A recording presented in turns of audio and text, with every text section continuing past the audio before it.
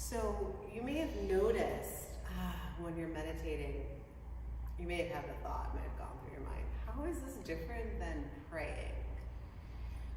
And it's not so different. It's really not. Most religious traditions have a type of meditation practice, or they might call it a contemplative component. Really the difference comes down to intention. I mean, really that's the difference with a lot of things that would look similar.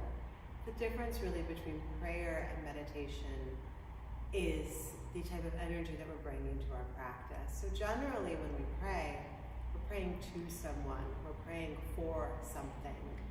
When we meditate, we're just being with things how we are, how the situation is. We're bringing our awareness, and in particular a non-judgmental awareness, towards the experience. There's an energetic component to prayer a lot of times, like I need something to change.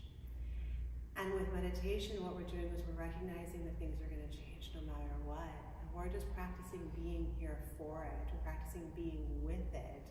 We're developing a muscle of tolerance for whatever is happening. And tolerance not in a way of like, well, I'm fine with the outcome. Of course we want things to go well. We want people to be healed. We want our hearts to be open. We want to live in a more just world. And we might pray for that. We might wish that.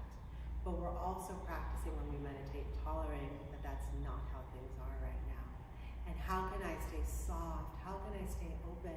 How can I stay peaceful and calm, hold steady while this is all going on around me?